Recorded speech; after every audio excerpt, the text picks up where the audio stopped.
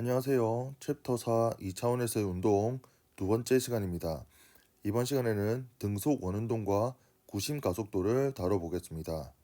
먼저 등속 원운동이란 반지름이 일정한 원둘레를 따라 일정한 속력으로 회전하는 운동입니다. 하지만 운동 방향이 변하므로 속도가 변하는 가속도 운동이 되겠습니다. 즉, 등속에서 속은 속도가 아닌 속력을 의미한다 라고 생각하면 됩니다. 먼저 등속 원운동을 분석하기 위해 몇 가지 새로운 물리량을 살펴보겠습니다. 먼저 각도 단위인 라디안입니다. 쓰는 건 RAD라고 쓰고 라디안이라고 읽습니다. 일상생활에서는 각도를 주로 한 바퀴를 360도라고 하는 단위 디그리 단위를 주로 사용하지만 물리학에서는 라디안 단위를 좀 더 자주 사용합니다. 이때 라디안의 정의는 R분의 S로 정의합니다. 이때 이 S는 그림과 같이 P에서 Q까지 물체가 등속 원운동을 했다라고 하면 그때의 호의 길이를 S라고 쓸 수 있고, 이때 이 R은 반지름을 이야기합니다. 즉, 한 바퀴 원둘레로 이렇게 한 바퀴를 회전한다 라고 하면 호의 길이가 2πr 이므로 반지름을 나누면 2파이 라디안이 되겠습니다. 즉, 2파이 라디안이라고 하면 360도와 같다라는 것을 우리가 살펴볼 수 있습니다. 즉, 우리가 일상생활에서도 또 아까 디그리 단위인 360도를 자주 사용하기 때문에 2파이 라디안은 360도와 같다라고 생각을 좀 하면, 예를 들어서 180도 같은 경우는 파이 라디안과 동일하다는 것, 예를 들어서 90도인 경우에는 2분의 파이 라디안과 같다, 또는 30도 같은 경우는 6분의 파이 라디안과 같다 라는 식으로 특수각인 경우에는 이러한 디그리 각도와 그다음에 라디안 각도와의 관계를 암기하는 것을 추천합니다. 그리고 여기 보면 S하고 R이 같을 때, 즉 반지름의 길이와 호의 길이가 같게 하면 그때의 그 라디안을 우리가 1라디안이라고 할 수 있는데, 이때 1라디안은 디그리 단위로 약 57.3도 정도 됩니다. 그리고 이어서 주기란 기호는 라지 T로 쓰는데 한 바퀴 회전하는 데 걸리는 시간을 이야기합니다. 즉, 시간은 속력분의 거리죠. 그래서 여기 속력 V분의 거리 2πr, 여기서 거리를 2πr을 넣는 이유는 말 그대로 한 바퀴 회전하는 데 걸리는 시간이므로 여기서 원둘레를 이동거리로 넣었습니다. 그래서 주기 T는 V분의 2πr로 적을 수 있음을 알 수 있습니다. 그리고 진동수라고 하면 기호는 F를 사용하는데, 진동수란 1초 동안 회전하는 횟수로 주기와는 역수관계를 갖습니다. 예를 들어서 한 바퀴 회전하는 데 걸리는 시간, 즉 주기가 2분의 1초, 0.5초 걸린다고 할 것 같으면 진동수 1초에 회전하는 횟수는 두 번 회전한다는 거죠. 그리고 단위는 헤르츠라고 해서 Hg라 쓰고 1km는 헤르츠라고 읽습니다. 그리고 예를 들어서 어떤 원운동의 주기가 2초, 즉 한 바퀴 회전하는데 2초가 걸린다고 하면 그때의 진동수 F는 2분의 1Hz, 즉 절반 바퀴를 회전한다라는 이야기니까 이 두 식을 보면 여기서 주기와 진동수는 서로 역수 관계임을 알 수 있습니다. 따라서 진동수 F는 T분의 1로 쓸 수 있고, 조금 전에 T를 V분의 2πr로 썼으니까 진동수 F는 2πr분의 V라고도 쓸 수 있겠습니다. 그리고 등속 원운동의 속력은 시간분의 거리인데, 조금 전에 주기는 V분의 2πr을 통해서 V로 좀 정리해주면 T분의 2πr, 즉 한 바퀴 회전하는 데 걸리는 시간분의 한 바퀴의 원둘레라고 또 쓸 수 있습니다. 그래서 등속 원동의 속력 V는 T분의 2πr 이렇게 적을 수가 있고요.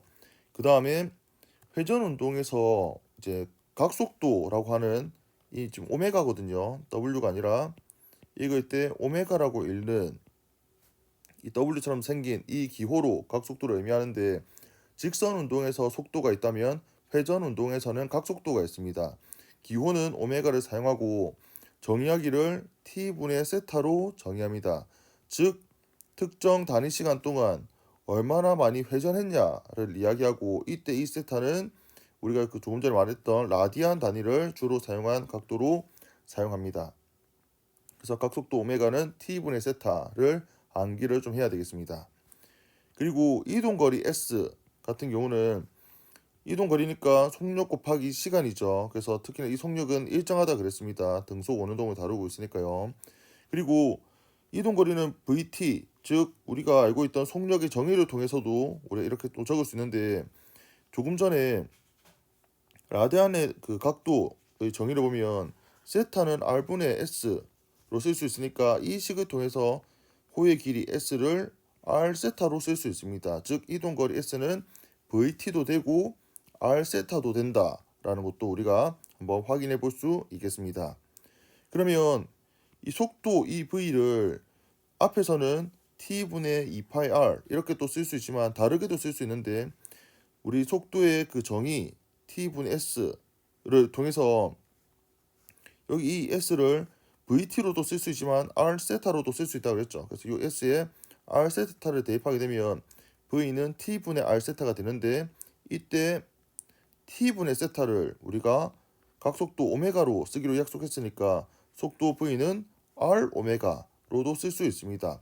즉 이 v는 r 오메가 이 식도 유명해서 외워줘야 되는데 만약 같은 반지름이라고 하면 각속도가 빠를수록 속력이 빠르다라는 점, 그리고 같은 각속력에서는 반지름이 클수록 속력이 빠르다는 것을 알 수 있습니다.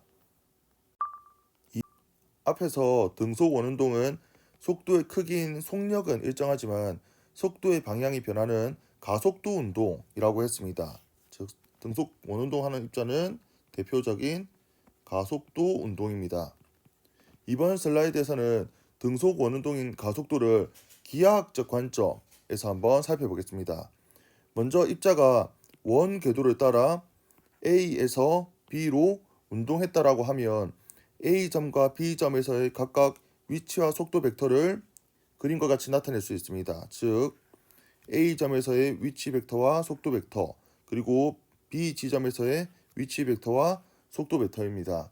그러면 변위, 즉 처음 위치와 나중 위치 간의 변화량인 변위 역시 화살표로 나타낼 수 있고 그때 두 위치 벡터의 사이각을 델타 세타라고 한번 나타내 보겠습니다.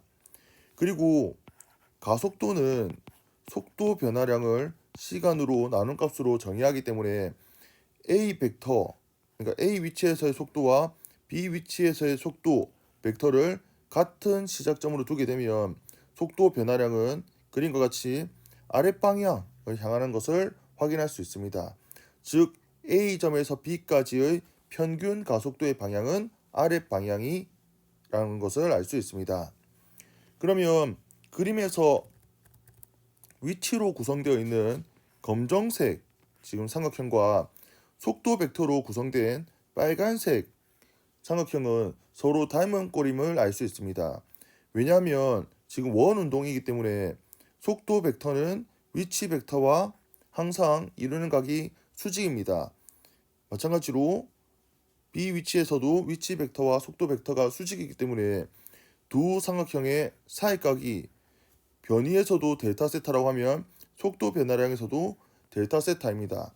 그리고 처음 위치와 나중 위치는 분명히 다른 벡터지만 그 크기는 동일하다는 것도 우리가 알 수 있습니다. 왜냐하면 이 운동이 지금 등속 원운동, 즉 반지름이 일정한 운동이기 때문에 그렇고 마찬가지로 빨간색 삼각형에서 처음 위치, 처음 속도의 크기와 나중 속도의 크기 역시 속도 v로 같다고 둘 수 있습니다. 왜냐하면 등속 원운동, 즉 속도의 크기 역시 일정한 운동이 되기 때문입니다.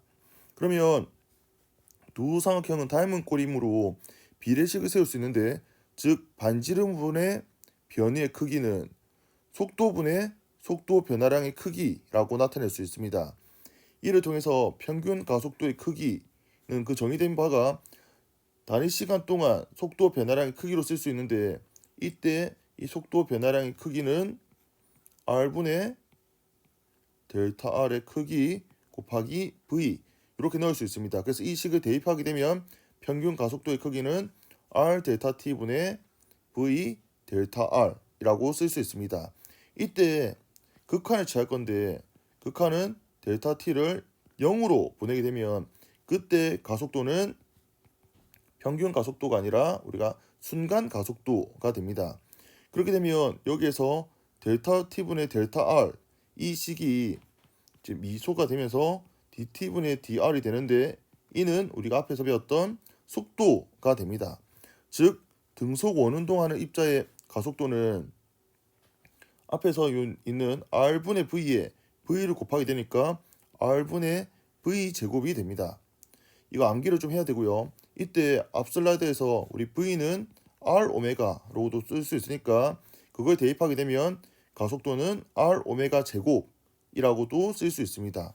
즉 가속도 등속 원운동 하는 입자의 가속도는 r분의 v 제곱이면서 동시에 r 오메가 제곱이다 라는 것을 암기를 해야겠습니다.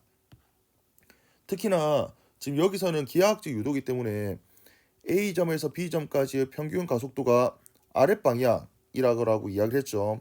그리고 다음 슬라이드에서 유도하겠지만 이때 등속 원운동하는 이 입자의 가속도는 항상 그 원운동의 중심을 향하게 됩니다. 그래서 그 이름 자체를 구심 가속도라고 이름까지 따로 지어줬어요. 그래서 구심 가속도는 r분의 v 제곱이면서 r 오메가 제곱이다 라는 것. 그리고 그 식을 보면 r도 아까 변하지 않는 값이라고 했고 이 v도 변하지 않는 값이라고 일정하다고 했으니까 등속 원운동의 입자의 구심 가속도는 그 크기가 일정하다라는 걸 알 수 있습니다. 하지만 방향이 원의 중심 방향으로 위치마다 매 순간 가속도의 방향이 변하니까 등속 원운동은 등가속도 운동이라고 할 수는 없다는 것을 기억해야겠습니다.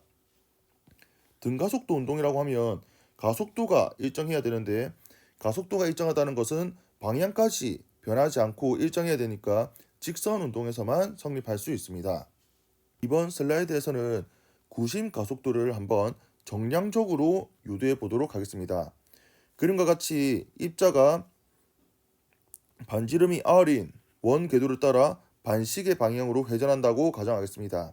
임의의 순간의 위치를 x, y로 쓸 수 있는데 이때 이 x는 우리가 그때 직각좌표계와 극좌표계에서 배웠다시피 x는 r 코사인 세타 그리고 y는 r 사인 세타로 나타낼 수 있습니다. 그렇게 되면 이 입자의 위치 벡터 r 벡터는 xi 햇 더하기 yj 햇에서 x에 r 코사인 세타를 대입하고 y에 r 사인 세타를 대입할 수 있겠습니다.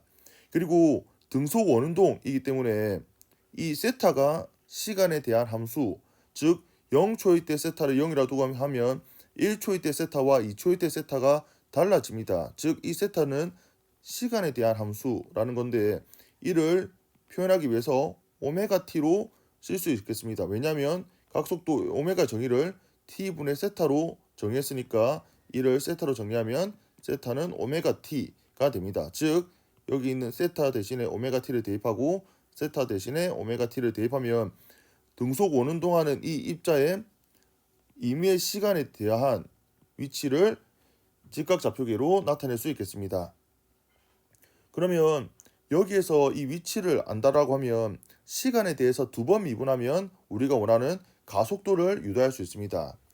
사실 여기에서는 삼각함수의 미분에 대해서 좀 알아야 되는데 유도 과정을 생략하고 사인은 우리가 미분하게 되면 코사인이 되고 코사인 함수는 미분하게 되면 마이너스 사인 함수가 된다라는 것을 좀 암기를 하는 것으로 두고 살펴보겠습니다.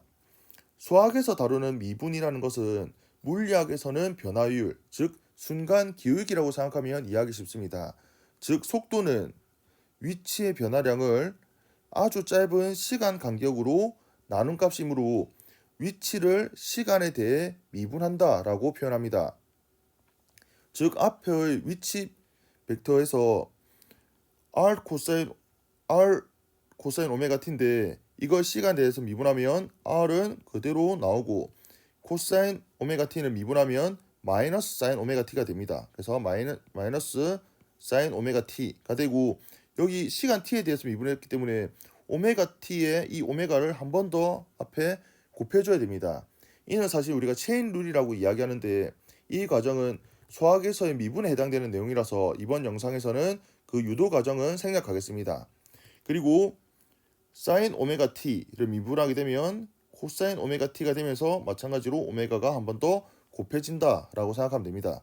즉 등속 원운동 하는 입자의 속도 벡터는 이렇게 마이너스 r 오메가 사인 오메가 t i 헷 더하기 r 오메가 코사인 오메가 t j 헷으로 나타낼 수 있습니다. 그러면 우리가 원하는 가속도의 경우에는 앞선 시간에서 배웠지만 시간 속도 그래프에서의 순간 기울기, 즉 수학에서는 속도를 시간에 대해서 미분하면 가속도가 된다라고 표현합니다. 앞에서 유도한 이 속도를 시간에 대해서 한 번 더 유도해 보겠습니다. 여기 있는 마이너스 r 오메가는 시간과 무관한 상수니까 그대로 나오게 되고 사인 오메가 t는 미분하면 코사인이 됩니다. 그래서 코사인 오메가 t가 되면서 오메가를 한 번 더 곱해줘야 되니까 여기 오메가 제곱이 되었다라는 것을 알 수 있고 r 오메가 코사인 오메가 t를 시간 t에 대해서 미분하면 여기 있는 r 오메가는 그대로 나오고 코사인 오메가 t는 미분하면 마이너스 사인이 되기 때문에 마이너스 사인 오메가 t인데 마찬가지로 오메가가 한 번 더 나오기 때문에 오메가 제곱이 되는 것을 확인할 수 있습니다. 이는 한번 우리가 의도적으로 오메가 제곱 마이너스 오메가 제곱으로 묶어 보겠습니다. 묶게 되면 앞에 항은 r 코사인 오메가 t i 헷이 되고 두 번째 항은 r 사인 오메가 t j 헷이 됩니다. 즉 앞에서 다뤘던 것 중에 위치 벡터가 바로 이렇게 될 수 있죠. 그래서 가속도는 마이너스 오메가 제곱의 r 벡터로 쓸 수 있는 겁니다. 여기서 우리가 재밌는 건 바로 위치 벡터에 마이너스 부호가 곱해져 있다는 건데 우리가 벡터에서는 마이너스는 방향을 의미한다고 했습니다. 앞선 슬라이드에서 기하학적 유도에서는 그 평균 가속도의 방향을 통해서 A점에서 B까지는 아랫 방향으로 가속도의 방향을 찾을 수 있다라고 했는데 이 정량적인 유도 과정에서는 가속도의 방향이 항상 위치 벡터와 반대 방향이다라는 것을 확인할 수 있습니다. 즉 입자가 어떤 임의의 위치에 있을 때 위치 벡터는 중심에서부터 나가는 방향이 위치 벡터가 되므로 가속도의 방향은 항상 그와 반대인 원의 중심을 향한다. 즉 그래서 우리가 이름 자체를 구심이라고 이름을 붙여서 구심 가속도라고 이야기를 합니다. 그 크기는 앞선 슬라이드와 같이 r 오메가 제곱이 되고 마찬가지로 r분의 v 제곱으로도 쓸 수 있다는 것을 알 수 있습니다. 이번 영상은 여기까지입니다. 다음 시간에는 챕터 4 2차원에서의 운동에서 접선 및 지름 가속도 그리고 구심력, 연직 평면에서의 원운동에 대해 학습하겠습니다. 감사합니다.